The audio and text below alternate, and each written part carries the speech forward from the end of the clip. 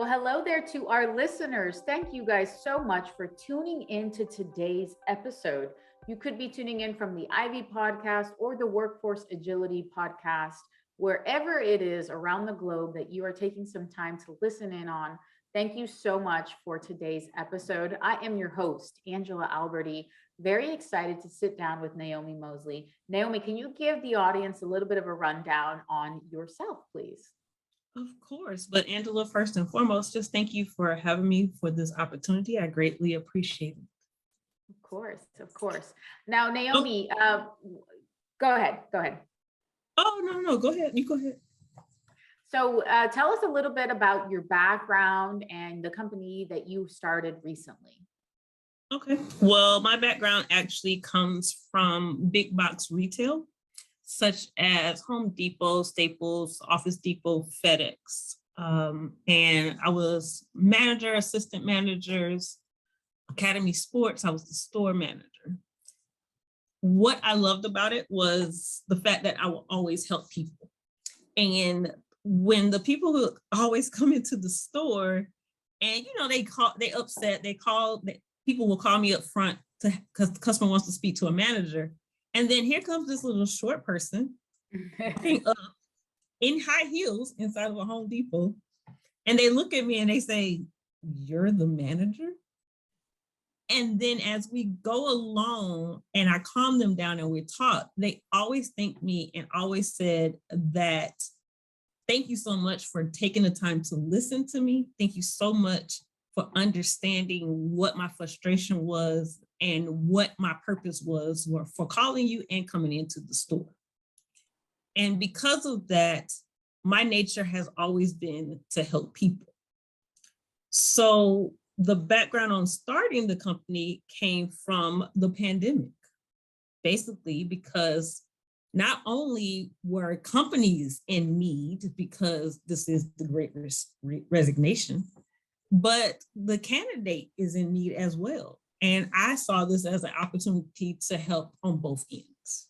Wow. So you took a leap of faith in the midst of what was a pandemic. I can only imagine how the industry that you had serviced for so long, which was various verticals within retail, was truly impacted through that pandemic. And I bet that was the influence or one of the influences behind staffing and recruiting or embarking into this new space. So before we get into, hey, what are your thoughts? Like you are a newcomer within this.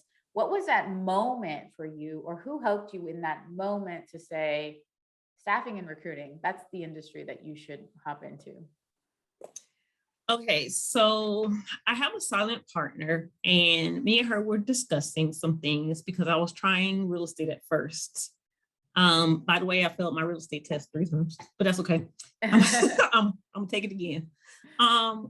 And it wasn't going well for me. So we was talking one day and she was like, why don't you do recruiting? Why don't you do executive staffing and servicing? And I said, yeah, that's a good idea. I've done it all my life because with Staples, for example, I was shipped down to Florida to open up new stores, and I had to provide the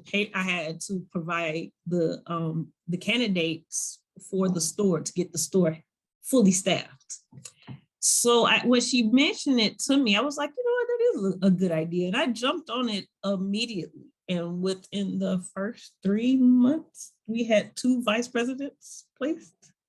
Wow. Or I had 2 vice presidents placed. But to start off this roadmap, it started off with a gentleman, Bobby, and he's in Florida. And he is with True Line Connections, I believe. I got to look that up. I'm sorry. And when talking with him, he's over the accounting side of things. And he was saying, I was honest with him and he was willing to work with me. And he said, after so many times of trying to get the right person filled for this particular client who was extremely picky on what they needed, I got frustrated and I was like, okay, this is not going to work, because I was all over the place. I was like, we can do IT, we can do accounting, we can do marketing, we can do this, we can do that. I was all over. People will always ask, what's your specialty? And I would say, yeah, everything. And that didn't work out. So I got part of a network on top echelon with other recruiters. And then I embarked upon Matt O'Mara with Cranbrook Search Consultants.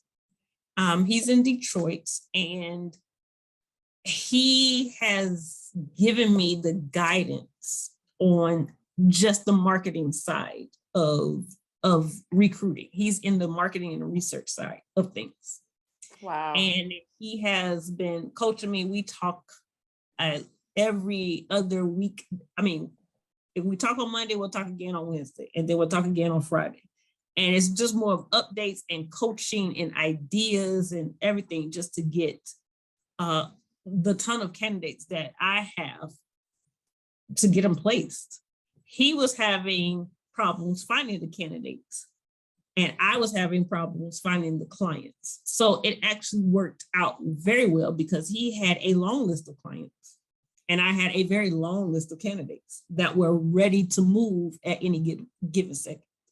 That's exciting. And it really shows, the value of establishing what is a solid network of maybe SMEs that are within your space, that have done it, that have made the mistakes, that you can immediately hit the ground running from and learn with. So pretty exciting, but curious here. You've been in the industry now. I like how you preface that with a by the way. You've been in the industry, and I've said this before many times, but staffing is not an industry that somebody grows up as a little kid and wants to be in. Oh, I want to be in staffing. No, it doesn't exist. It's an industry that finds you, just like it found you, Naomi. But what are your thoughts on it now that you've been in on it and you've seen this wild ride that is through the onset of the pandemic? Any sort of feedback or opinion on what you have seen so far as a newcomer within the space? Oh gosh. How much time do we have? Okay, so before with recruiting, it was always, the people are still possibly at their career and they're looking for something new, for more growth, for things of that nature. So, you had a little bit of time to get them trained, help them fix their resume, coach them for interview prep and different things of that nature. That was the old days.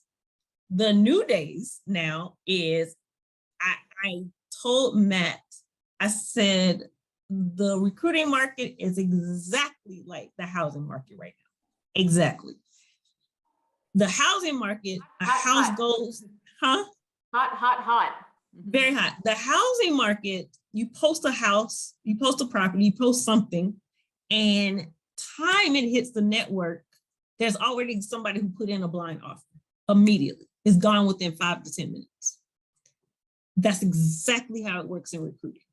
The thing about it is because so many people were leaving their careers, there were so many open positions, but I'm interviewing the candidate. And then when he gets off the phone with me, he has 5 other interviews already scheduled with other people. And it's what client is going to move fast enough to get that candidate. So we had started off losing candidates because we got them all the way to the end of the finish line. This call was scheduled for the offer. They was going to make the offer. And then I get a nice little email. Well, I decided to go a different way. I was offered this amount of money with this bonuses, with this package, with this upgrade, the whole car spiel. Yeah. And the day before they was about to get the offer from my client, they go with somebody else. So the exact same as the housing market. If you do not move fast, you will lose that candidate. Wow. So it has been, for me, like I said, I'm heavy on the candidate side. It has been a heavy market for the candidates, but they are going like that in a snap. They are gone if you do not hurry up and get them through the process. So we're having to coach the clients now on, hey, we're going to need to minimize these amount of interviews. I understand this is a president role or a CEO role or COO role, but we're gonna have to speed this up some type of way because this person is a hot commodity. Yeah. Yeah. And it is powerful to be able to say in these times, just try them out. Try the person out. We can go a contract route. There is no long-term commitment. So we were getting into that in our prior discussions, but it is certainly an added tool in your toolbox to be able to be, it's almost like a game of poker and to know which cards you can play. So exciting to hear that. Now, tell me a little bit about the different verticals that you specialize in, and then what you've had to do to really kind of formalize yourself or even entrench yourself into becoming an expert in sourcing and identifying candidates for those verticals. Well, honestly, I know this is going to sound extremely cheesy, and I apologize, but honestly, I do it just like I did it when I was working in retail. I first listened to the client. I experienced the client's culture to see, what candidate would actually be a good fit. If that office department is all with introverts, I don't need to bring an extrovert into the mix. Maybe I need to bring another introvert because that's just what they're used to. Or if they're used to somebody who's this is a fast-paced setting, they have to think on their feet, whatever the case may be, then when I'm interviewing that client, you have to throw crazy questions at them. I'll be like, hey, Angela, do you have a pen over there? And you'd be like, yeah, I have a pen. And I'll be like, oh, okay, sell me that pen real quick. And upgrade me from that pen to something else. So you have to put people on the spot. And you have to understand what the candidate is looking for. Like in the marketing perspective, you hear the word marketing and you think about sales. But believe it or not, there's people in the marketing sector that do not like sales. They like the research side of things. So that was very interesting to fully understand, like, is this position really a research or is it a sales position, and which candidates to filter through that? And honestly, I just spoke with the candidates. I just hear them out. I asked them, the resume is there, but you want to feel as if you're walking through the timeline with that candidate. Like they did this in this job and they was able to produce this and deliver this. Right. And listening to all of that has definitely been my niche, is just, like I said, I told you it sounds crazy, but just listening. It's more than the resume, and it's more than the job description. It really is. So you have to stay in contact with the client and stay in contact with the candidate to understand both. Awesome. And I think you are onto something. A large part of business development is based around simply listening. And that's something that I've picked up on as well personally. It's, how can you honestly sell your business if you're the only person talking, right? Exactly. Right. Exactly. So very important tips to pick up on. Now, tell us a little bit about the influence behind the name of the company. Ooh, okay. So we were trying to think of names, and you know how you do it. You throw some stuff around, you hear it out loud, and you're like, no, that's not good. So I was like, hey, let's do something like these people who are, billionaires in the game, like Robert Half. That's just a name, Robert Half. Yeah, I like that. Right, just Robert Half. And they quickly figured out some kind of formula. Right, they already figured it out, and it's very successful. So why can't we do something like that? And so Hudson, since she had the original idea, Hudson is her last name, and Ann is my middle name. So together we are Hudson-Ann Staffing Solutions. And we did that based off of the fact that because we are minority women in this industry, we wanted everybody to know that we're still personable. We don't just give me your name, give me your number. All right, I'll let you know if you got the job or not. It's not anything like that. I still keep in contact with the very first 3 candidates I ever interviewed when we first got started. I still stay in contact with them. That's just to awesome. see how things are going, see if I still need to help them find other things, just to keep up. And I'll send them text messages say like, hey, just checking in, seeing how things are going, making sure the placement was a right fit. Right. 100%. And to learn back from it. And, I talk with the clients, like if they choose not to go with a certain candidate, I stay on the client saying, I need feedback because I need to know if it was something that I missed or if it's something I should have done more of. That's what makes Hudson-Ann Staffing different from the rest. Right.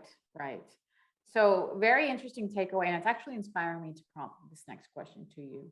What are some of those lessons learned that you've had as a female, as an entrepreneur, as a new business owner in this new industry, as somebody that also believes in the value of mentorship and sharing that knowledge and wisdom with others?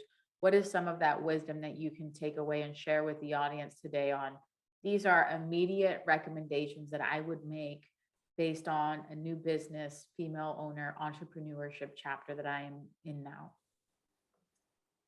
I will honestly say that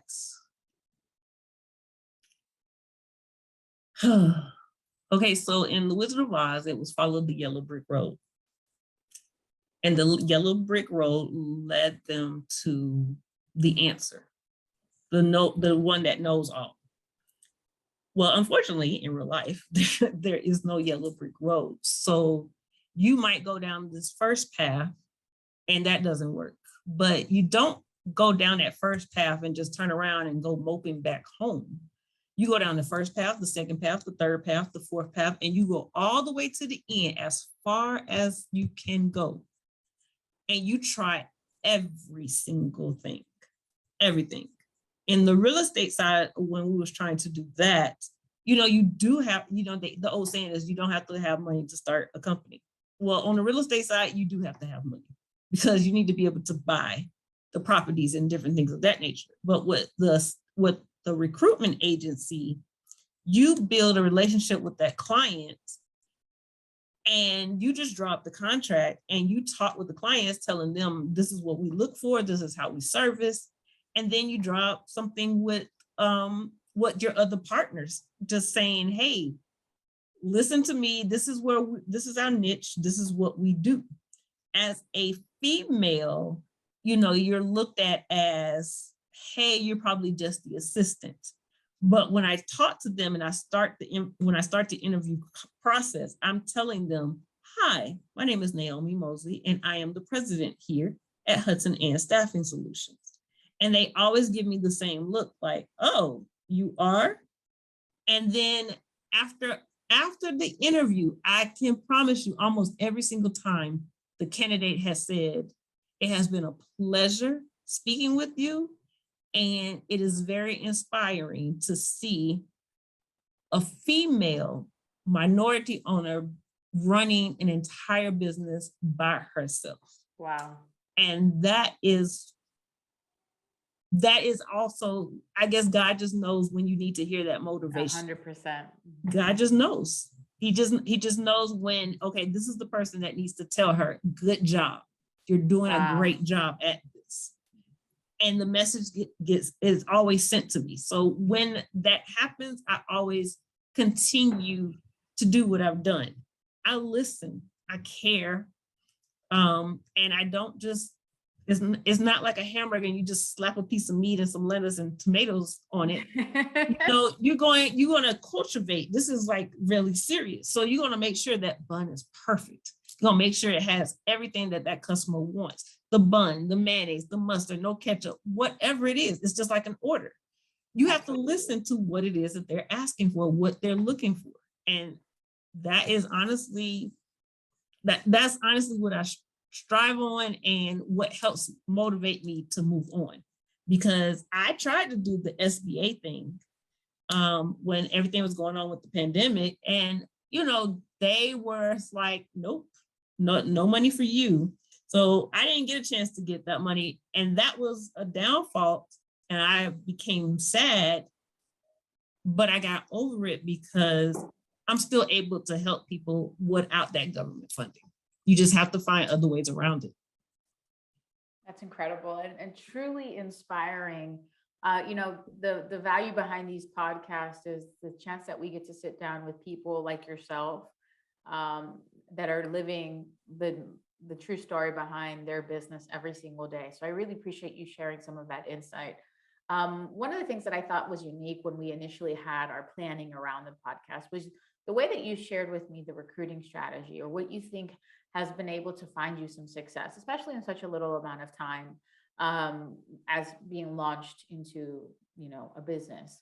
Can you share some insight on what are those advantageous recruiting strategies that you like to do when you're speaking to candidates and really cultivating a talent pool?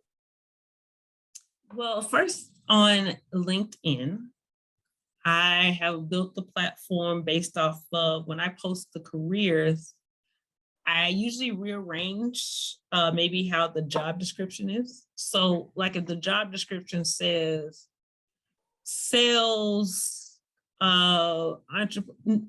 sales industry manager / VP. So say the VP is mentioned, but it's not first. So I always do the attention grabbing. When I post a job, I always start with the title. And I always just do the V and the P. I don't write out vice president, because when people are searching shorthand. So they want to do the less. So they just put in VP. They don't put in chief executive officer. They just type in CEO. So that was how I was getting a lot of people, because you had to do something attention grabbing first and foremost to help them understand. And also in the posting, to also put the industry that is covered, so you don't have a banking person applying for a VP of marketing in automotives. You wouldn't do that person. But even if that banking person still applied for that position, even though they're completely not a fit, believe it or not, Angela, I did not just throw them in the wastebasket. I still reached out to them and say, hey, let's schedule a meeting. Let's see if I can still find you something, even though this position is not the one for you. Wow. Yes, it takes a long time. Yeah, it's an investment of time. That is an investment of time. I know you're thinking like that is completely impossible. There's different methods of reaching out to people. There's the telephone, of course, there's the text message, and there's LinkedIn messaging. But whatever that person is comfortable with, I'll do it. I'll make it work. And I speak with them and I'm like, yeah, you apply for this position. You're not a fit, but tell me what it is that you're looking for, and tell me why you're leaving, because I don't want to put you in another company and it's the exact same as what you're already experiencing here at this company. And it's always, most of the time, it's always the same. They may not be working for like a large company, so they've hit a stopping point. The upper managements that are in place are all older people, older generation, and they're not going anywhere until maybe retirement time. They're fine. They're not moving. So there was no growth. There was no growth in the company. And that's what a lot of people have been saying. They want to be somewhere where there's growth potential. Mm-hmm. And there again, back to that listening, I listen and I go from there. But I never, on LinkedIn, I never not respond to anybody who's applied. And I always try to reach out and set up a meeting to speak with them. That's great. That's great. Thank you for sharing that. No problem. How do you stay organized, like with your schedule and your time and your candidates and who you need to speak with, and then how your notes on each candidate? Any recommendations on what you do that has helped you stay organized, or maybe not? Well, you know what? Honestly, I'm still old-fashioned. So I do write things down. So like my note taking and different things, I'll write it out on the resume, and then I'll upload the notes and different things onto the computer into the system. Okay. As well as my Outlook calendar is connected to the other calendars, and they're all on my phone, and I have 2 phones and different calendars and everything is set up. But it's chaotic, but it's in order. But guess what? If anybody out there would like to give me a virtual assistant, that would be great. I'll take it any day. I Let me actually know. have a couple of recs for you, but 100%. Okay, so that is great to hear. I live and breathe by the calendar and the syncing of calendars as well. Any closing remarks as we're wrapping up today's podcast? Where can our team get a hold of you, and any final thoughts that you'd like to share? Oh, wow. First and foremost, Angela, speaking with you has honestly been a pleasure. Yes, it has. And everybody else on the team who has reached out to me through email has also been a pleasure to speak with. So I just want to say thank you to you, and thank you for even doing this, seeing a need and, capitalizing on that need, not for profit or anything, just for information purposes or just for networking. So I appreciate that. Of course. But my closing things is just that the market is interesting right now for everybody. It really, really is. But I want people to understand that just because, like they say, just because that one door closes does not mean another window isn't open somewhere else. You have to look. You can't just assume that that is the only way in or the only way out. You have to keep looking.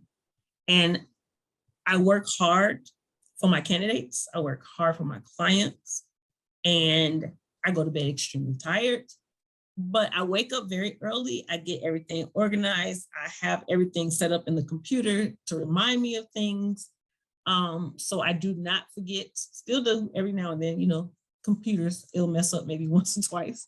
But it's just, the whole thing about it is, it's just, when you love what you're doing, you'll figure out a way to make it work at all costs. I've had interviews on a Saturday because that was when they were available. I've had interviews at 8:00 at night. I have to be there I work hard for the candidate and I work hard for the client. I don't work just hard for the client. So I need to know what you need so I can be there for you. Beautiful. Well, Naomi, thank you so much for spending a few moments of your time with us. Time is honestly a very valuable asset that we can give one another. So I appreciate you sitting down and just sharing some of the feedback on some of the experiences. You are in a very pivotal time right now of the staffing and recruiting space. It's honestly a great time to join the industry because it is very hot. And as you shared some of those examples, I know that you're seeing that firsthand, but we welcome you with open arms. And certainly, guys, make sure you follow Naomi on LinkedIn. It's Naomi, Naomi, and Mosley, Mosley. She's sharing some great openings that she has as well. And I want to thank you to the audience. A big thank you to you guys for tuning into today's episode. We honestly appreciate you guys spending some time with us as well. So with that, we will catch you guys on the next episode. Thank you, guys.